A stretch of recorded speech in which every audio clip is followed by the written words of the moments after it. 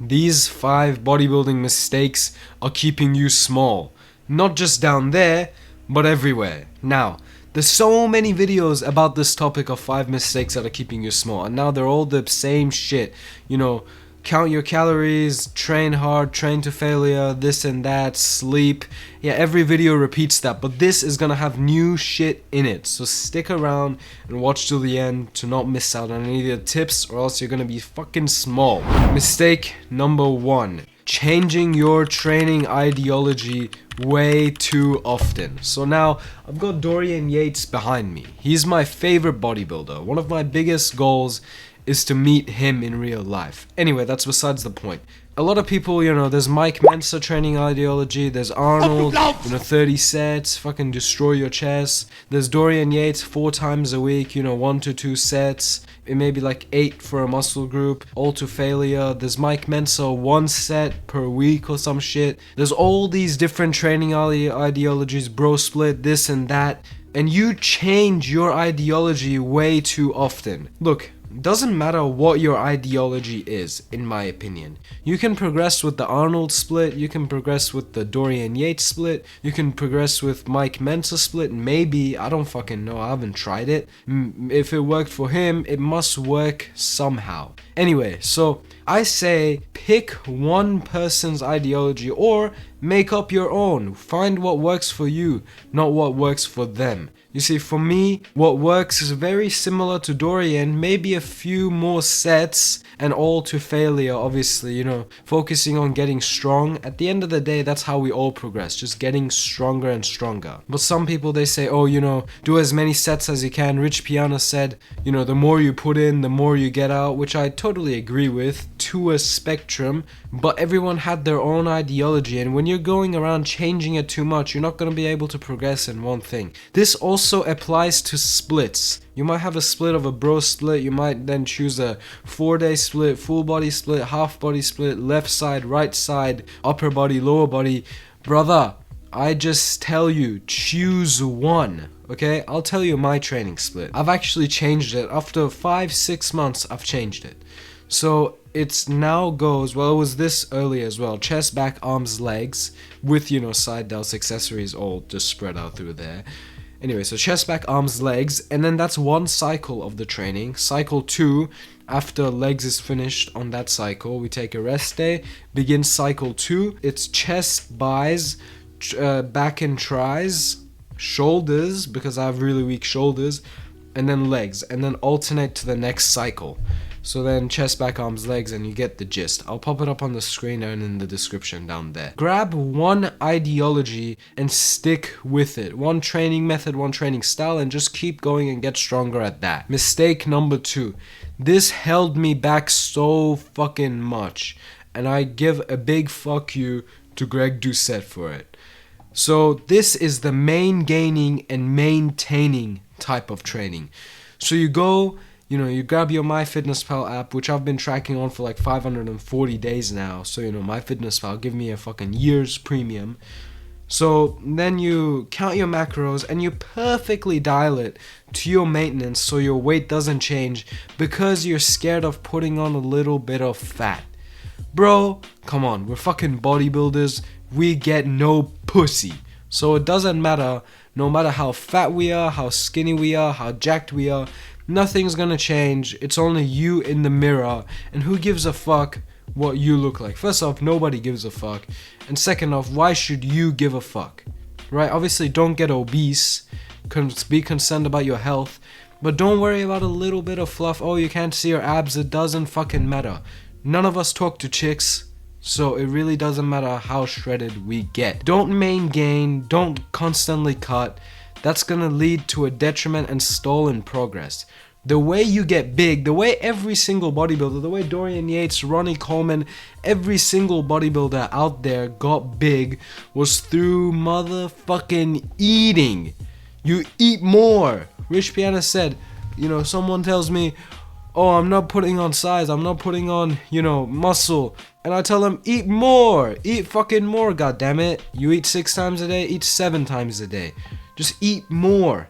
That's what's really important. Eat in a I don't like to say these, specific number surpluses, but eat until you can gain like half a pound a week, or what is that, like 200 grams a week? That's what I say. I don't weigh myself every day. I don't even weigh myself every week, or even every 2 weeks, in fact.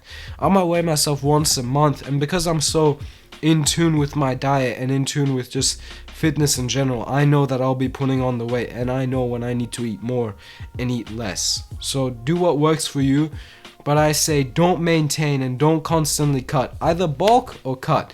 Maintaining is good after like you're finished with a cut and then you want to maintain your weight for like 1 week and then jump into a bulk, or you just want to maintain for the summer.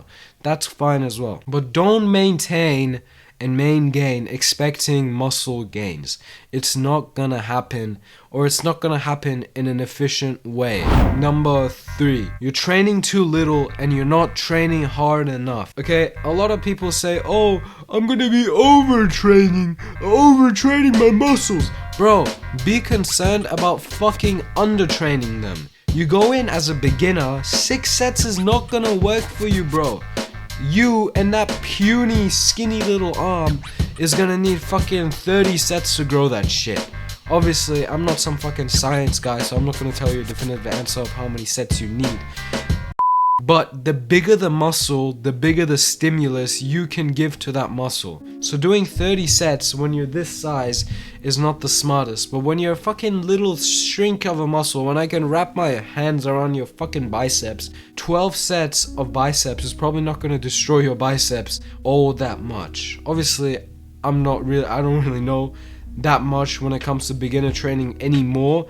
I trained in a home gym and I trained like a classic bodybuilder. I started off fat, so I was cutting, but I was also training like a fucking animal. I was training so hard that these calluses on my hands, you can probably not see, were fucking like, my hands felt like falling off each time. My hands would hurt so much from training because like, you would work out with the barbell and only dumbbells and pull-ups and shit. That was how I started, only bench presses, only dumbbells, only barbells. And then that shit gets your hands really, really fucking rough, unlike you machine little pussies. You need to train hard enough and long enough. How much is long enough? I say 8 to 12 sets. Anything below 8 sets, come on, you're fucking wasting your time. Go above 8 sets, that's pretty good. Anything over like 12 sets is just way too much, in my opinion. And you need to really, really train hard. Go watch a video of blood and guts training. Let's get nasty! Let's get nasty! That'll teach you how to train hard. Dorian Yates always goes past failure. I really like those techniques. I like to train really fucking hard with compounds. So I always have the barbell falling off me when I do squats because I always train to failure. I do bench presses, the fucking bar always falls on my neck because I do failure. Obviously I use safety bars so I come out of there alive, but you just need to train to failure every time. You don't want the weight to be moving at the end of the set, no matter what. If someone held a gun to your head, you don't want the fucking weight moving. Number 4. Okay, this was applied in number 2, so I'm not gonna yap about this too much, but cutting way too much. Everyone likes to be lean and shredded, I understand, right? But the only way to not cut too much is to not get too fat in an aggressive bulk. Don't bulk super aggressively, as in like eat everything you see in sight, 1,100 calorie surplus, 500 calorie, 1,000 calorie surplus. Anything that you're gaining more than half a kilo a week is way too big of a bulk, in my opinion. Honestly, I don't know what position or situation you're in, but anything over half a kilo a week is just way too much weight to be putting on. That's gonna make you want to and have to cut more in the future. So half a kilo a week is a very good aim. It's literally half of half a kilo, so 250 grams a week is what I recommend putting on each week, and that'll help you build some muscle and a little bit of fat, and you're gonna be cutting way less often because you're in half of the surplus that you are when you're doing a 500. So it's a lot smarter, and you can achieve that through a 300 calorie surplus. And don't cut too much. Don't wanna constantly be shredded. It really doesn't matter. As I mentioned, we're gym bros, we get no pussy. It doesn't matter how shredded you are. No one gives a fuck about your puny little hard solid abs, okay? Doesn't matter. Obviously, do it when you're big enough. That's like, if you're size of Alex Eubank, if you're a big guy, definitely go for your abs. But when you're this little beginner training, you don't want to be cutting way too bloody much. It's not gonna help you progress further and further in the gym. You're not going to be getting stronger. You're only going to be getting weaker and wasting your time. So don't cut too much. Pretty fucking self-explanatory. Number 5. I am a big preacher of compound exercises. This is what I talk about in training ideology. I am a huge preacher of exercises that are not stable. You use a lot of your spine. You know, it's a big cause of injury. I think the harder it is, the better. Barbell squats for fucking back. RDLs for legs. Sorry, barbell squats for legs. RDLs for legs. Bloody any type of squat for legs. Barbell rows for back. Dumbbell rows for back. Pull-ups for back. Pull downs, I kind of consider them a compound as well. But the mistake with pull downs is no one trains hard enough on a bloody pull down. So do everything pretty much with dumbbells, barbells. Do shit that is skin ripping, blood dripping, nose blood. Oh, fucking, I'm yapping. So choose compound over isolation. You know, oh, but isolation is more stable and I can target the muscle I want to in an effective manner. And then blah blah blah blah blah. Brother, how many of those pins are you going to be going up by each week in your gym machines, in your little cute Smith machine and your cute little pin loaded machines? Brother, overloading in those is just bullshit. Don't listen to these like guys who are saying, oh, you know, you're gonna need machines are for finishing off the muscle. The muscle, it's like a battle. It's a Mortal Kombat. You go in with the biggest attack, and that's the compound lift. And then, okay, you damage and damage and damage. It's like on its last HP, and you're like, finish him! And then you grab the isolation exercise and finish off the muscle, and then you're gonna grow. Compound exercises are the best thing for growing muscle because A, you can track your progress very easily because you're putting little plates on the barbell, and then like you can go up by 2.5s, 1.5s. It's so much easier to progress on a bloody barbell than it is on a machine. So you're just gonna be getting way bigger. Obviously the exercises are gonna be harder, but that's the main thing. That's the fun thing about training. You know, putting on a ton of fucking plates on a barbell, because you have to earn those plates. You have to earn those plates. Seeing good form on a squat, really big depth, really good robotic form on a squat while doing 4 plates is impressive. And the guy is gonna have a huge legs.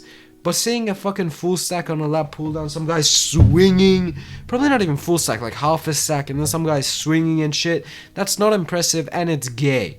Okay, pull-ups, anyone who can do 30 pull-ups, majority of them probably has a fucking huge back. Focus on your compounds, fuck the isos. Your compounds are gonna be what is gonna be building your physique. It's gonna be the base of them. I hope you took away something from this video. Subscribe and see you the fuck later.